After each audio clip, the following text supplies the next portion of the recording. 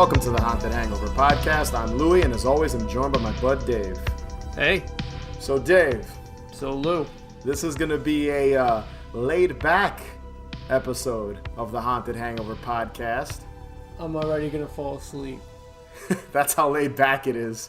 We're going to be doing some Q&A, which I believe we've done once, and that was during our Halloween special. Yep. We had a few questions from some listeners and friends of the show, and we answered them. And I thought, you know what? Why don't we dedicate an entire show to Q&A so people can get to know us a little more, know about other things outside of Halloween if they want to ask us. We obviously do have some Halloween-centric questions, but, we want to do these shows so you can get to know us a little better. Sure. Certainly. But before we jump into some of these questions, I wanted to talk a little bit about WandaVision because they recently had a Halloween episode. Now, Dave, where do you stand when it comes to WandaVision and all the MCU movies? So the MCU movies, I have absolutely zero relationship with them. I do not care for them. I don't hate them. I just don't care for them. They don't do anything for me. When I heard about this show, WandaVision, I had just the way that it was being presented was what made me interested in it. So the fact that it was like a sitcom, but it was about them. Mm-hmm. So I was like, and I know nothing about Scarlet Witch and Vision. Like, I know nothing about them. I just know the characters. I know what they look like. I know what they looked like years ago from the comics. And that's literally it. But as far as the show goes, I fucking love it. I'm a fan of the MCU as a whole. I'm a casual fan. I don't buy toys or t-shirts. I usually go see the movie, like the newest movie, in the theater maybe once. And it's not really something I revisit that often when it comes to Iron Man and Thor and what else? Guardians of the Galaxy and Endgame and all those movies. I did enjoy the Endgame movies, and I do like the Thor movies. So I do tend to watch those, or I have seen those a little more, because it's one of those movies I feel like if it's playing on TV, you can kind of just turn it on while you're vacuuming or some shit. Yeah, it's mindless. And when it comes to WandaVision, I'll be honest, this is probably one of my favorite things from the MCU, simply because of how odd and different it is. It's not like your typical superhero has to defeat a villain. It's not at all. It's not that. You honestly, from episode to episode, you don't really know what's going on. Even as of right now, as of this recording, we still don't know what the hell's going on. We're still learning, vaguely. Where it's going. A vague sense of what's happening. Exactly. And I'm enjoying it. It kind of reminds me if the MCU tried to do their own Twin Peaks. It's yeah, I could see that. It's kind of it's not as eccentric and weird as Twin Peaks, but I feel like this would be what Marvel would do if they were in that world of just Sure. weird people and settings, and you're following an FBI agent, and so I feel like that's where the show goes. And honestly, again, I love it. I think it's a lot of fun. Now with the Halloween episode, what did you think of that episode? In reference to what you said about WandaVision and the MCU doing their own version of Twin Peaks, I got that immediately just seeing those really surreal, tense moments. And it was 100% David Lynch feel anytime they do that kind of thing.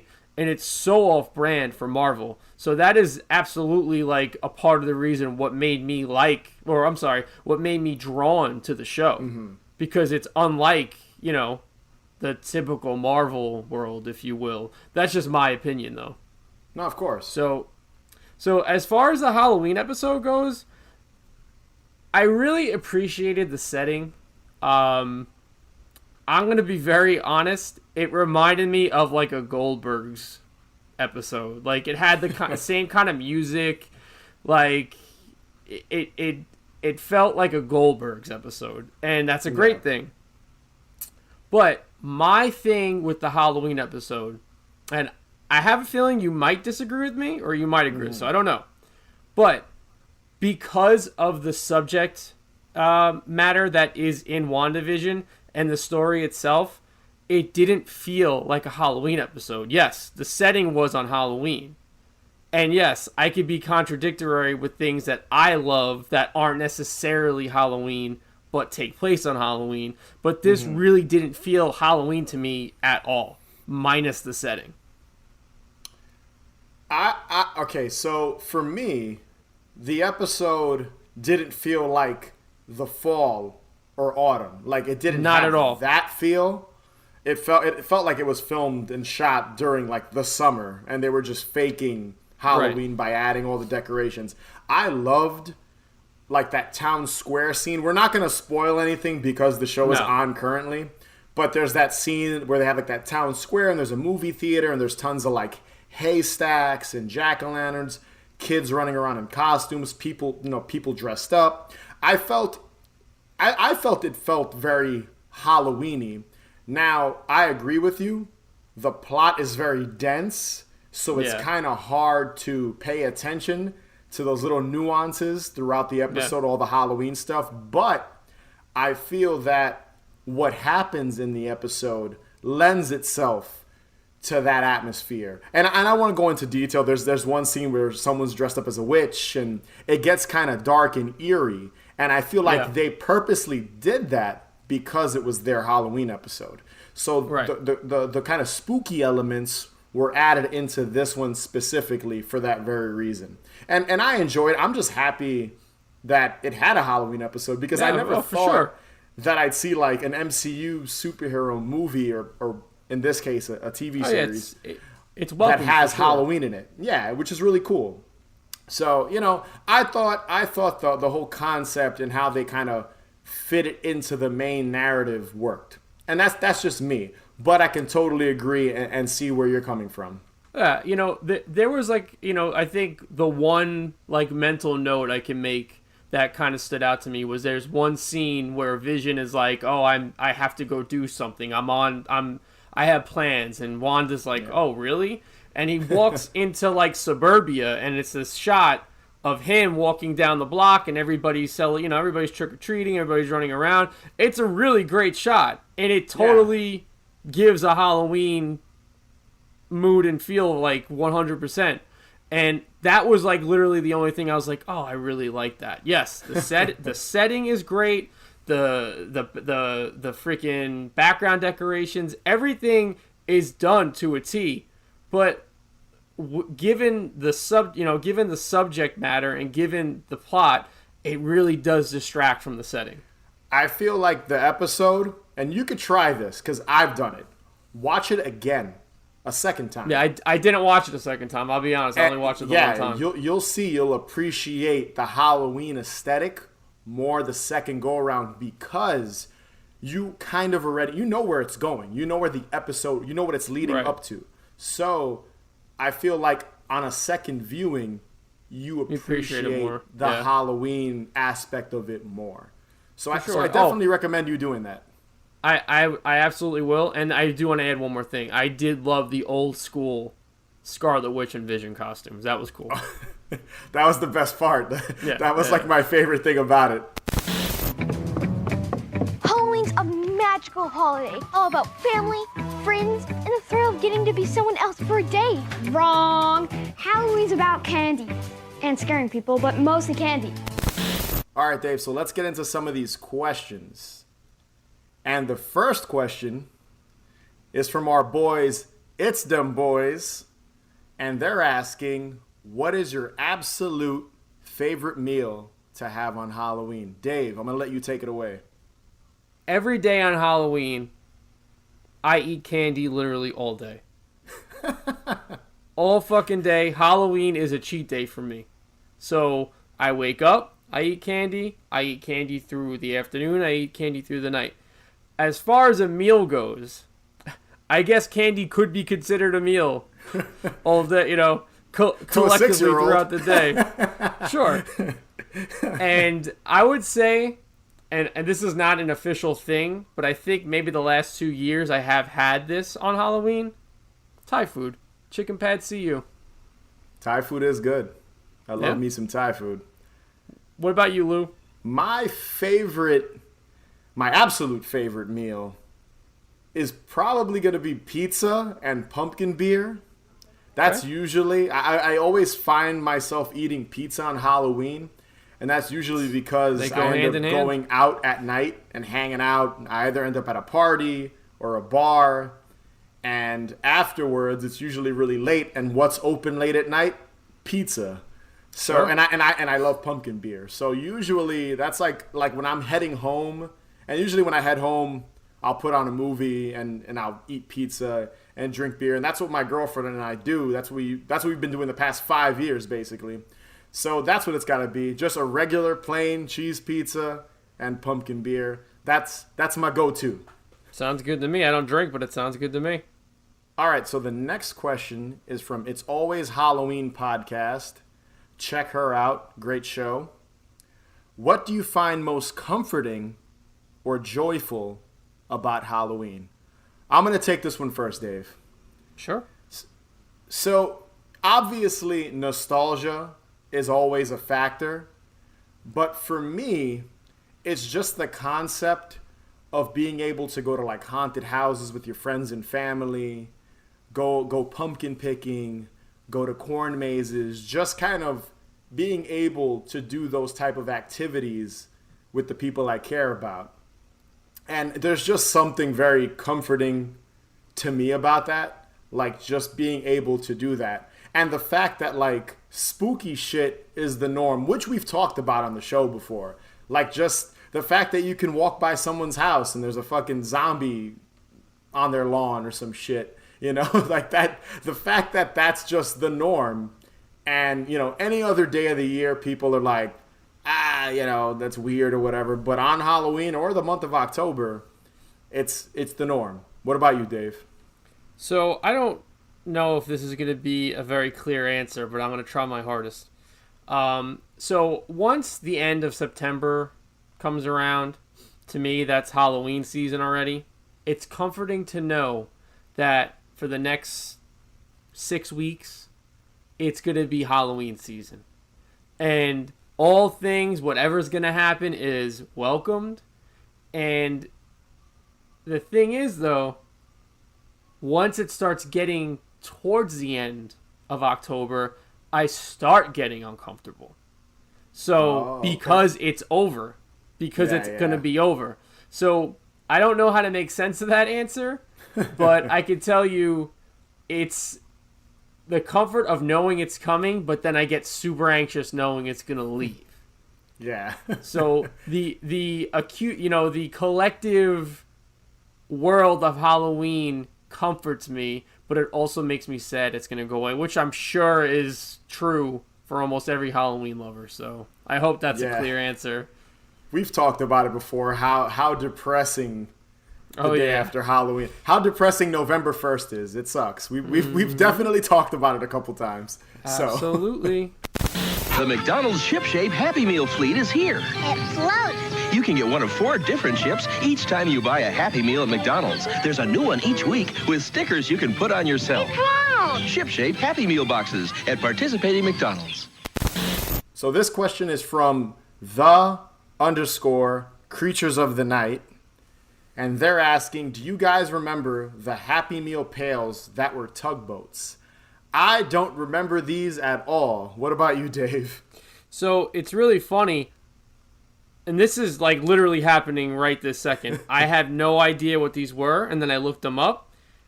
And this green one that I'm looking at right now, I had this. I remember playing with this in the bath when I was a kid. So I don't remember it, but it's one of those things where you see it and you remember it. So I guess I Googled them and it didn't ring a bell at all. Like, I looked at them and I was like, I don't remember those at all. I was trying to figure out, was the actual boat, like did the food come inside of the boat and then I guess you could take it apart and then put it in, like, I don't know, your bathtub to float around? But like I said, I couldn't figure it out. I'm looking at these right now, and you know how sometimes things can can trigger a memory that you didn't even know you had. That's what just happened. Literally right now, that just happened. Because I had that green, that lime green one, or slime green one, if you will. And, wow. That's some shit right there. When I Googled it, I saw they had like a Grimace one. It was like purple and like his arms were hanging out. But they didn't ring a bell at all. No memories came rushing back to me or anything. So, that's wild. Do you have any idea what year maybe this was? It's for what I'm looking at right now, and it makes sense. It lines up at mid '80s, and I remember you take a bath when you're like fucking 4 or 5 years old, probably. So that makes sense. Yeah, they didn't ring a bell to me at all when I Googled it. So maybe I missed out on that. I have no idea. Interesting concept for a Happy Meal toy. and it doesn't look like McDonald's revisited that concept after that. So it was a one and done, and they were done with that. Yeah, it looks like it. So the next question is from @Rudy versus the World. It's a friend of the show. Him and I always talk back and forth about games and shit. Good guy. Check out his YouTube channel. He's also a part of The Ghoulmates, another Halloween podcast. So I think they submitted a question as well, which we'll be getting to soon. So his first question, because he submitted 2, and one of them is not really one I think you can answer, but we have something in common with it. But the first one is: have you ever pulled a prank on Halloween, egged the house, TP a tree, etc.? I'll take this one first. 100%. From middle school to high school, we called it bombing, and we go out every Halloween with backpacks, shitty clothes, sometimes crappy masks, usually the bootleg Jason masks, and we had toilet paper, we had eggs, we had a whole bunch of shit, and we went out and we fucking lurked around town and did just that. Yep.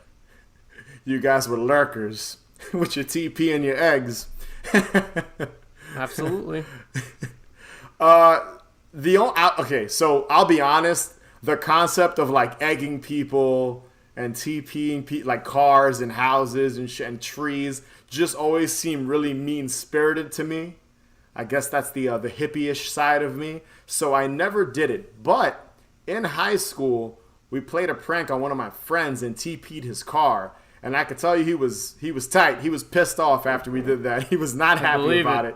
So that was probably my only... I never egged anybody. Like I've seen people get egged, and like right in front of me. I remember I'll never forget. I might have told the story on the podcast, but I remember like I was 16 maybe, and a bunch of us were walking. There was a ton of kids walking around trick-or-treating, teenagers, younger kids. And out of nowhere, this car just showed up, and I guess they knew my friend. And they just egged the shit out of him for no reason. And he looked so upset, and like his night was ruined. Of course. So again, it goes back to what I just said. It always just seems so fucking mean-spirited, so I never really got into that. Let me paint a picture for you. So in the neighborhood where I live, it was just that. It was sea of kids in different groups with all covered in shaving cream and eggs, doing just that. And it honestly was like a fucking war between groups of kids. Yeah. It was amazing.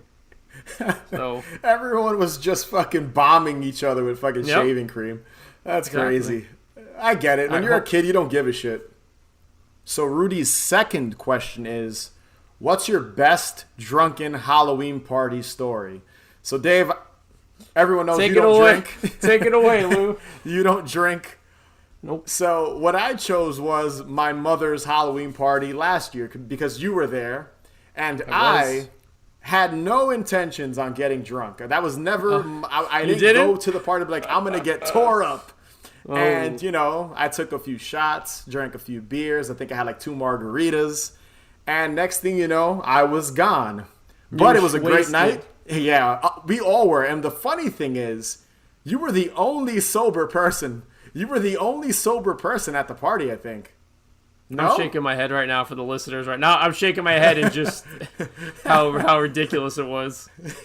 Everyone was bombed except for Dave. Except for me. And we were all wearing our costumes. And I don't think your mom was bombed. Everywhere. My mom was she was tipsy. She wasn't bombed, but she was tipsy. Right. I could tell she was. Everyone was dancing. It was an absurd night, so that's probably a good drunken Halloween party story. I've had many more in the past, but I want to choose that one because, Dave, you were there, and we had a great night. That was a fun night, but It was a fun night. everyone was bomb except for Dave. So, unfortunately for our listeners, I don't have any drunk stories from a Halloween experience. I'm straight edge. But, like I said, I was there with Louis at his party, so. And it was a lot of fun. I vicariously lived through that. Through all the drunken debauchery Through all that the was going on drunk that fucking night. nonsense. All right, so the next question is from @theghoulmates. Again, another great Halloween podcast. And we've kind of answered this question on our last Q&A, and it's, do you believe in paranormal activity? Have you ever had any paranormal experiences?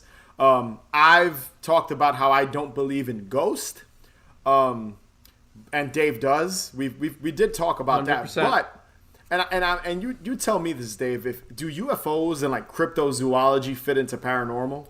I mean, I think A little? in the ever-encompassing world of it, sure.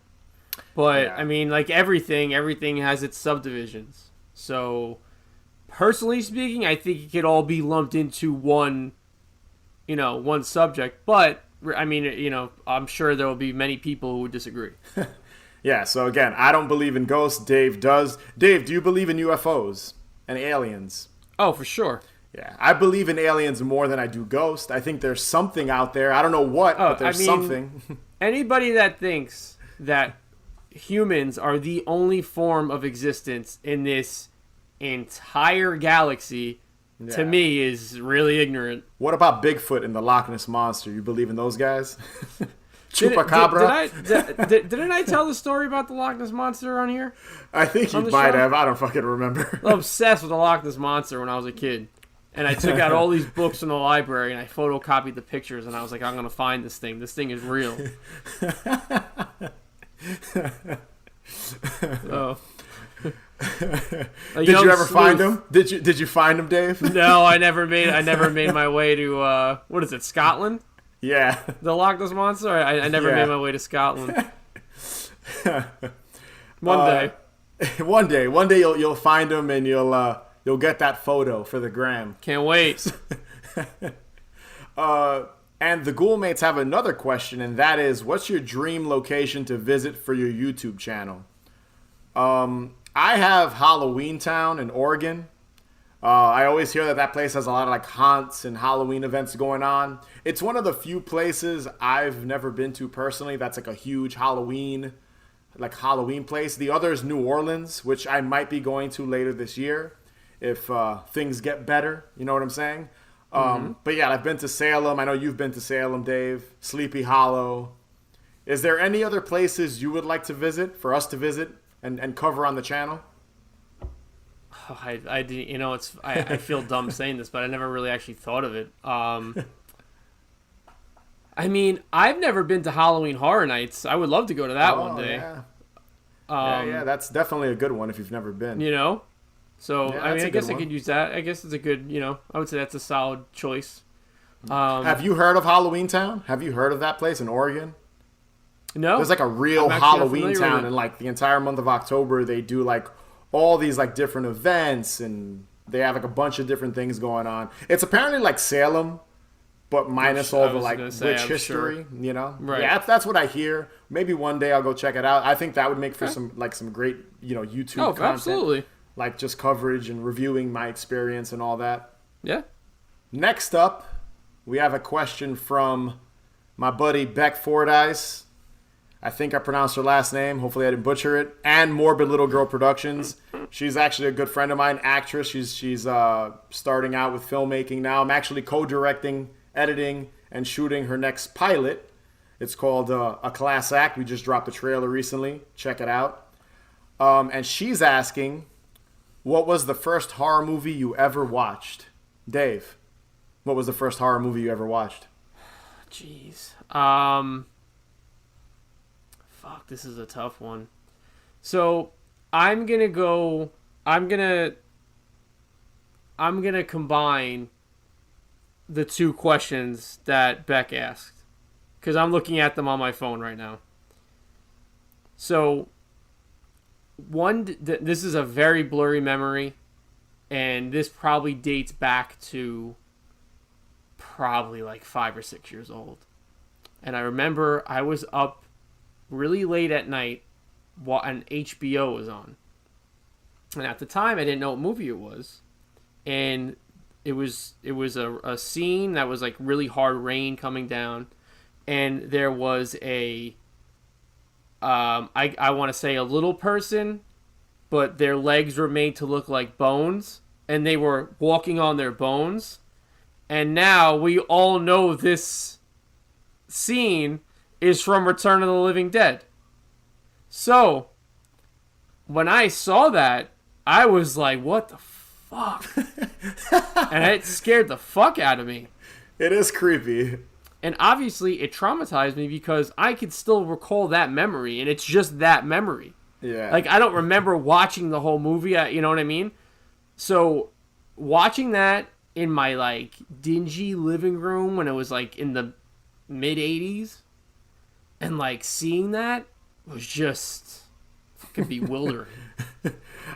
And the funny thing is, like, Return of the Living Dead's a comedy. Like, looking back at it now as an adult, Right, you're like, right, this it's shit silly. isn't even scary. Yeah, it's dumb. Right. It's a great movie, but it's silly as hell. Yeah. So this is a tricky question for me because obviously I have a bunch of different like memories as a kid, like 4 different horror films I saw, like very fuzzy memories. But one always stood out to me, and that's the one I'm going to choose. And that was the first time I ever saw the original Halloween. So my mother used to like leave me with, I had babysitters. I had like 2 or 3 different babysitters. I did and too. One of my babysitters was a younger girl, like maybe like 20, 22, around that age, early 20s. And I'll never forget them putting on Halloween. And I remember, you know, the girl putting the VHS into the VCR, and I walked over and I grabbed the cover. And I think at this point, I didn't even say what age I was, but I think I was maybe 4 years old. It was before my sister was born. And I don't know how I still remember this, but I remember grabbing the VHS tape, looking at it, and seeing the pumpkin with the knife, and seeing like, you know, what is this? Because you don't know how to read, you don't know what the hell. Like you just Right. see a knife, you know what a knife is, and you know what a pumpkin is when you're 4 or 5 years old. So she puts this movie on, and I hear the music, like the opening title sequence with the pumpkin. I'm really confused because I don't know what the hell I'm watching. And it goes through the motions. You're going through the POV of Michael Myers when he's a kid. He kills his sister. And as soon as he kills his sister, I fucking jump to the opposite side of the room and literally watch the rest of the movie, like where I could not see the TV, like in my peripheral vision, and see it. So like, I was like, okay, no one's being murdered right now. Michael Myers isn't on screen. So I'd like look, and then I'd hide again, and then I'll look again, hide again. And I was just so intrigued by it. And that's why it's one of my favorite movies. And Scared Lou. it scared the shit out of me. I was little, dude, and then seeing the white mask and all that shit. And I remember my morbid curiosity. So my mom was coming to pick me up, and the girl babysitting me, she had a younger sister. She told her sister as I was leaving to go rent part 2. And I was honestly like, what happens? Like, there's a part 2? Like, I wanted to know like the rest of the story. And I remember it took a few more years for me to finally see it. I think I was like 7 or 8 when I finally saw the second one. And it just always, and I think this kind of is the reason why I love, you know, Halloween, the holiday, and obviously the films. But it's just, it always stuck out to me. That's like my go-to when it comes to like the first horror film I ever saw. Now, her other question was, what was the first horror movie to traumatize you as a kid or as a child? And for me, it would be The Shining. I remember seeing that on WPIX channel 11, and it was fucking edited. It's a valid choice. And I don't know why. Of all the shit in that movie, the bloody elevator, the naked lady in the tub that turns into the old lady, fucking hollering, getting killed with the axe. You know what creeped me out the most? What's that? Jack's face when he's frozen. That night I went to bed and I couldn't get that image of him like frozen to death, just sitting there with his eyes and all that. And I don't know why, like that night I just couldn't sleep. That kept popping up in my head. I was maybe like 8 or 9. Yeah. And that one fucking scared. The Shining scared the shit out of me, but that visual for some strange reason fucked me up. I could not sleep that night.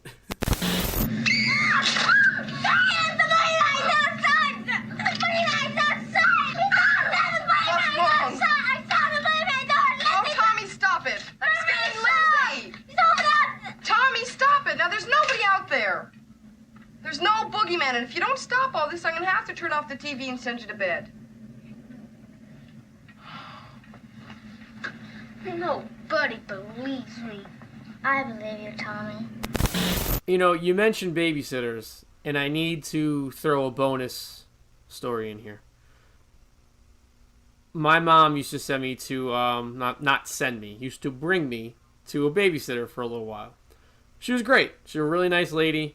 She had kids, like older kids, and they obviously, older kids always fuck around with the kids that are younger and that their mom is babysitting. So I remember one time, and this like idea or this, I guess, feeling has never left me. I was sitting at my babysitter's kitchen table, and I guess her son had like Fangoria trading cards or some kind of horror trading card. And now at that time, obviously didn't know what it was, but now I can tell you what it was. And he had like a stack of the cards on the table, and I was looking at them, and I was eating waffles. So I'm eating waffles, and it's one of the zombies from George Romero's Day of the Living Dead. And I just remember it making me feel really gross. I don't know why, but... Well, you were eating at the same time, so I could see Right. you being like, oh, But I'm eating my waffles and I'm seeing this fucking babysitters, gross thing. Yeah. Once you mentioned babysitters, it reminded me of it, and I was like, oh, shit. So, just wanted a little bonus story in there. I feel like when we were kids and we were watched by younger people, their goal in life was to fucking scare the shit out of us with absolutely. movies and Just to shows traumatize. and things like that. That's Traumatize basically what they wanted to do. So the next question is from @_SamFrans, and he asked, has a horror film ever made you feel bad enough that you end up in a state of existential dread? I think I pronounced existential dread correctly there. Dave, go first. I'll take this one. I'm not entirely sure if this will fit that question, but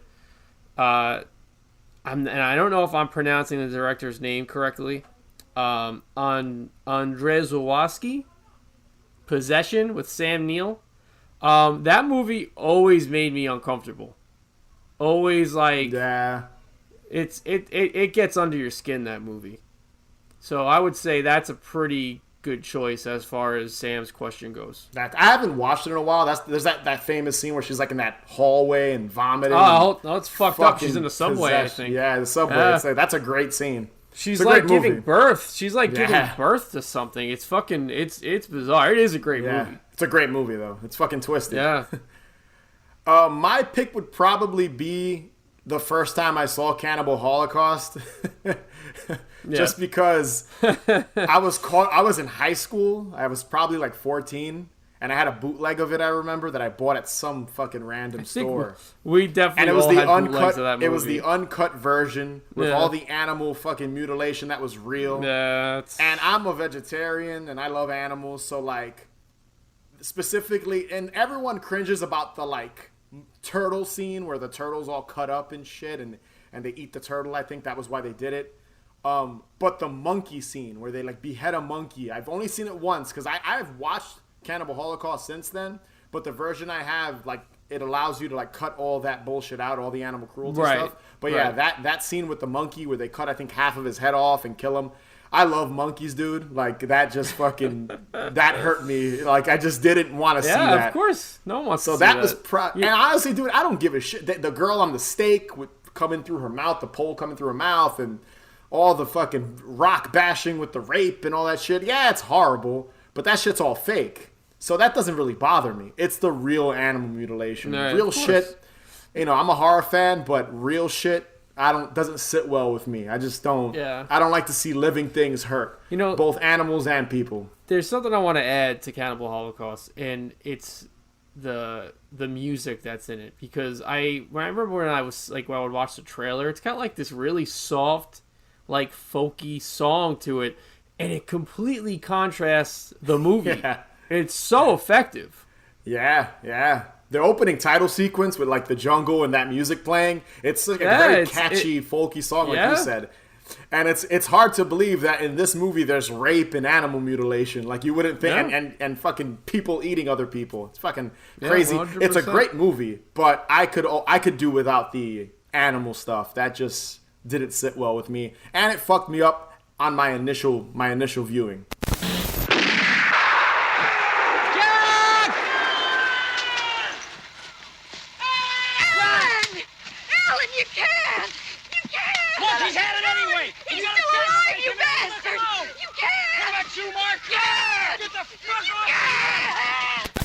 So next up, we have a question from our buddy Optimus Grime 814. He was just on the podcast last episode. Yes, he was. We were covering some discontinued Halloween junk food. So if you haven't listened to that, go back and check that out. It's our boy. And he asked, what is your most prized horror/Halloween possession? So I'll take this one, Dave. Yeah, you take this one first. Off of the top, so this was a question that I was like just thinking, because I have a bunch of shit, you know, and I was like, what's something off the top of my head I could think of that I love that I wouldn't want to get rid of, and I didn't want to use something that was a repeat, because I think I did talk about my Big Frank that I've had since I was 6 in our Christmas gift episode. So I was like, I don't want to talk about that. That would definitely be on the list, but I would go with my 1989 Matchbox Nightmare on Elm Street Freddy pull string doll. It's actually right there. I'm looking at the camera. It's right there, right behind me. Look, right there. You see it? There it is. That doll, I remember buying it on St. Mark's Place in Manhattan for like $20 in the box. And it's a hard to find like figure. Like you see them loose on eBay from time to time, or like the box is like open, but this is like my version is like a mint condition like box, and I got it for insanely cheap about like 8-9 years ago.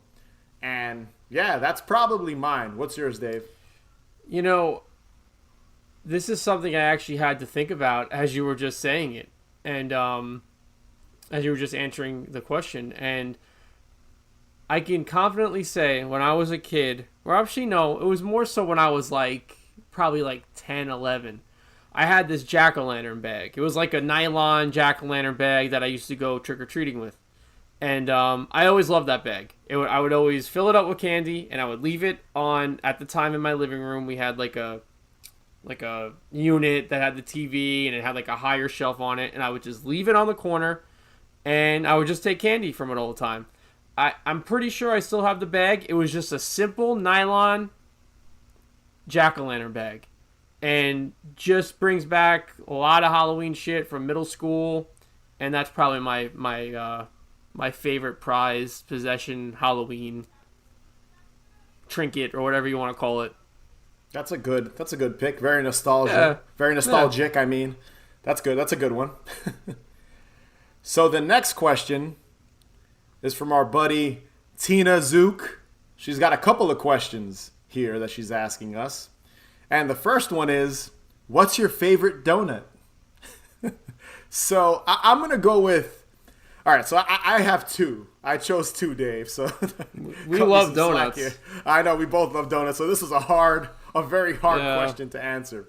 But if I come across a donut with like peanut butter and jelly, I'm going for that. I love like a peanut butter and jelly filled donut. There's this place called Donut Plant. I don't know if they have them all over the U.S. I know exactly which one you're talking about. Oh my God, that donut is heavenly. It's so good.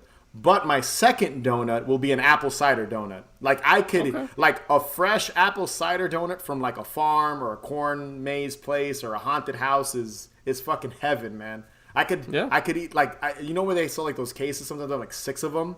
If you don't stop me, I'll eat all 6. I love apple cider donuts. They're so fucking good. I believe it. What are yours? I can tell you right now, mine was, and it's not around anymore. You can only get them through Queen's Comfort. And it was made by the Donut Diva. It was a funfetti donut with like a, so the actual donut was funfetti, and then it had like a, I don't know what kind of like frosting glaze it had on it. I want to say maybe like I don't want to butcher it because I don't want to take away from her craft of donut making. But it was like some kind of like frosting. I don't know. I'm butchering this, so I'm going to stop myself right now. But it had like a munchkin in the middle too that had like a glaze and frosting over it. But this was like a thick donut. Like if you ate this donut, it's all you're eating for the next couple hours. It was a heavy cake donut. It was amazing. That was by far anything the Donut Diva makes. And I'm almost positive if you just look up Donut Diva on Instagram, and she also makes other baked goods and whatnot. Fucking phenomenal. Sounds good. I wish I could have tried one of those. It was amazing. So Tina's next question is, what's your favorite Leprechaun movie? What's your favorite Leprechaun movie, Dave? Leprechaun 3. I was gonna say mine too. Besides the original one. Yeah, I love part 3. That's the one in Vegas, right? Yep. Yeah, it's amazing. Leprechaun 3 when he goes to Vegas. It's absurd but amazing. I do love the original one too. I do love that one with Jennifer Aniston. That's definitely a good one. What's the name of the actress that plays Stretch in Texas Chainsaw Massacre 2? Caroline Williams.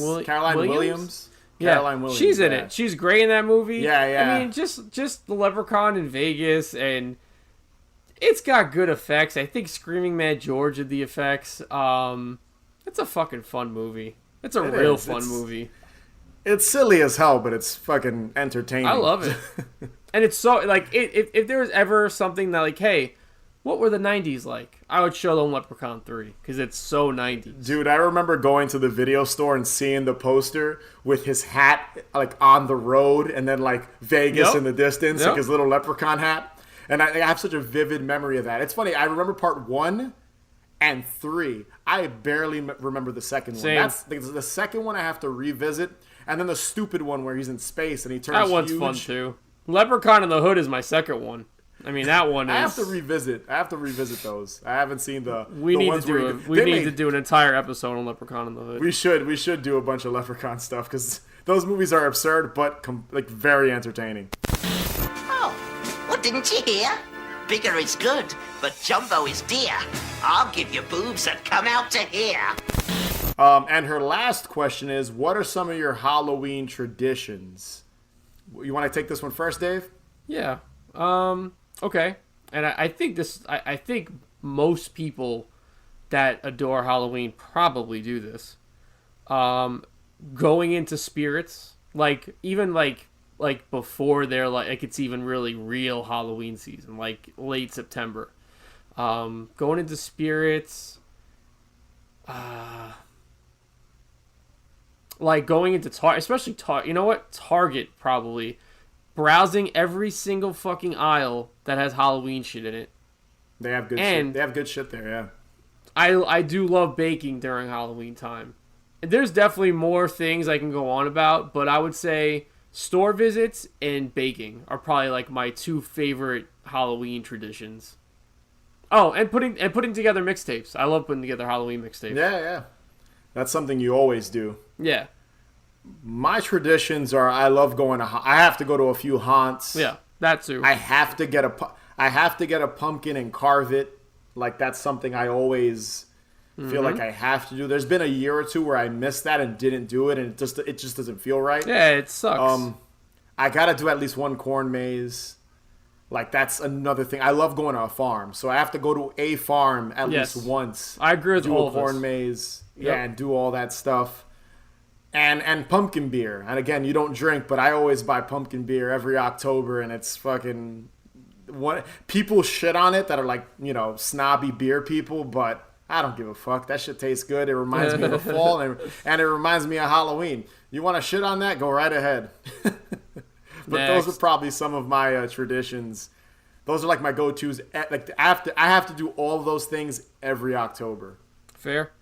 So the next question is from our buddy Sheila_Marie. Woo woo. And she asked, tell us about your favorite scary books / stories to read. Mine are kind of stereotypical. Two of my favorite books are The Haunted Mask 1 and 2. Like, okay. I love those two stupid books, those Goosebump books. Like, they kind of molded me into who I am today. I've read them several times, even as an adult. I think I read the first one last year. You could read them in like 2 days. They're quick reads. And just everything about that story and the characters, I love. The atmosphere it kind of sets up for Halloween. I love it. Sure. I'm going to pick one contemporary book that came out in the last few years and that I love. And it has to be My Best Friend's Exorcism. I don't know if you've read that, Dave. I haven't. I've never actually own it. I haven't read it yet. Another great book. Just the whole concept of your friend being possessed, and then it's set in the 80s. So it's got a lot of atmosphere, very descriptive. It describes, like, there's this whole sequence where they're talking about, I think one of the characters is talking about their love for E.T., and they go into so much detail about, like, an E.T. party they wanted to have. And amazing. It's just a great book. And so that's a book I loved, like a series I loved, The Haunted Mask 1 and 2 from as a kid, and then a book I've read recently that I love. What about you, Dave? So I'm probably going to have to go with Scary Stories to Tell in the Dark. That's great too. It was always the illustrations, I think, that always got me with that book. And I, you know what, I'm not even gonna go because obviously the Scary Stories books have those iconic Stephen Gamble illustrations. Yeah. But it was something about the Scary Stories to Tell in the Dark that was a little more, how do I say, juvenile, if you will. And I think I agree. I think I kind of just levitated to that more. And I remember being in the library in elementary school, and like the book had just came out, and we had it, and I was looking at it, and I read the story of, and spoiler alert, if anybody hasn't read this book yet, there's a story about the girl who wears the lace around her head or her neck, and then she gets old and she's dying, and her husband is like, how come you would never let me take the lace off your neck? And she goes, look, and she does, and her head falls off. Yeah, that's a great story. It's that's my absolute favorite story from that book. There's like a little poems, like little limerick song in there. Have you seen the ghost of John? All white bones with the skin all gone, something like that. I just love that book. So I'm gonna go with Scary Stories to Tell in the Dark. You know what story always stood out to me? The Big Toe. Yes. It was so random. It was like, who comes up with this shit? The Big Toe. And it was like a spirit wanted its big toe back, right? Isn't that what it was? It was like the guy, he was going to eat the toe for dinner for some fucking reason. And then the spirit comes back to claim its big toe. And I was always like, I remember when I was like 8 reading that and being like, what the fuck? Who would eat a fucking toe? Yeah, that's a great book. But those are... It's funny you say that because I actually wrote that down too, and I had a feeling you were going to choose it. So I was like, you know what? I'm going to go with my first pick, The Haunted Mask 1 and 2. Yeah. And last but not least, we have a question from my girlfriend, @LivingDrea. All right. She's asking, which horror franchise do you find overhyped or least liked? So I guess out of the big horror franchises, which one do we not like much and we think is a little overrated? I'll take this one first. I'm going to go with the Hellraiser series. Okay. Because I feel like 1, 2, and 3 are great. Part 1 and 2 are great. Those first two are amazing. Part 3 is fun with CD Head and that whole nightclub scene and all that shit. But after that, like 4, 5, 6, 7, 8, 9, all the sequels are fucking garbage. Like They're pretty bad. I tried to watch like a couple of them and I could never get through them. They're so shitty. Like they're so bad. I know people like them, so you know that's just me. I don't like them. You know, I'm not gonna say that they're unwatchable completely, but they are for me. Like I guess some people, and it's funny because I've done like research on some of these Hellraiser sequels, and apparently some of them were like scripts for other movies, and they just like inserted Pinhead to make it a Hellraiser movie. So like you could kind of tell they're just like shitty movies, and they're like, all right, we'll make it a part of this franchise. Cash in. That's it. They're gonna cash in on it. To make it a cash in, and we'll put Pinhead's face on the cover. But it's really about this detective in search for a serial killer, and Pinhead shows up in the beginning and at the end, and that's it. I know exactly which one you're talking about. I came out in the early 2000s. Isn't that like Inferno? It's like I think it's like Hellraiser it's Inferno. Pretty bad. Fucking, they're horrible, dude. They're not good movies, and that's just me. It has the dude from Nightbreed in it. Yes. If you like them, that's fine. I don't fucking come after me with pitchforks and fire and shit. But I just think that series. I think that series is fucking god-awful after part 3. Okay, fair. Dave, what about you? I'm going to answer this with a series that I need to rewatch. So, I cannot recall any of the Scream movies. Like, I remember bits and pieces of the first one. I know people love the Scream movies. And I want to see why people love them. And I'm not saying they're not wrong for that. I just need to rewatch them. So my curiosity, I want to rewatch the Scream series because I do want to see what the hype is about. That's a good. Does that make sense? That's good. Like I'm very familiar. Like the first 2 are amazing. It's like 3 and 4 kind of suck. I don't remember any of them. I really like the first 2.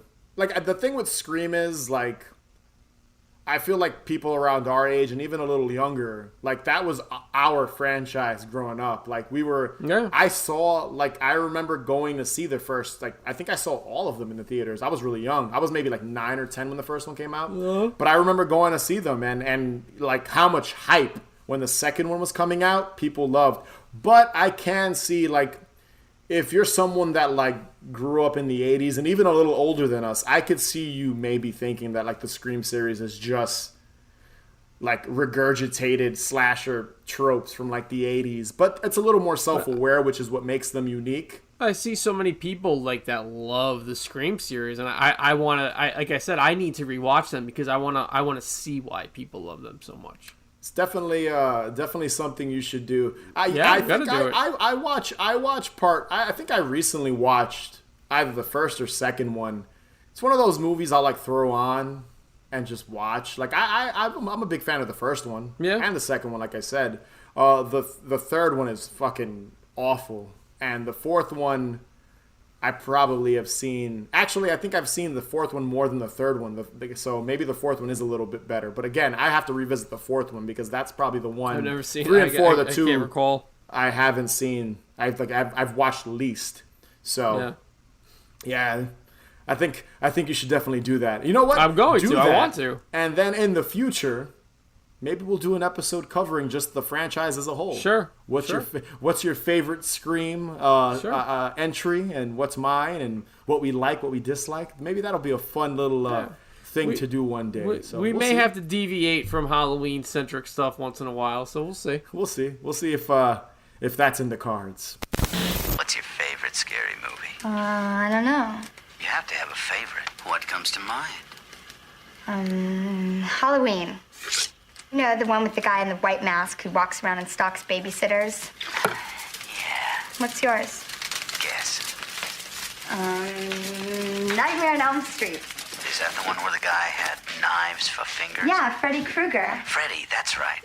I like that movie. It was scary. Well, the first one was, but the rest sucked. So that was our Q&A show. Just want to say thanks to everyone that submitted a question. It was much appreciated, and we had a lot of fun doing so. Be sure to subscribe, follow us on Instagram and Twitter @HauntedHangover. And if you can rate and review us, that'd be greatly appreciated. And remember, the best cure for a hangover is more booze. Later, guys. Bye.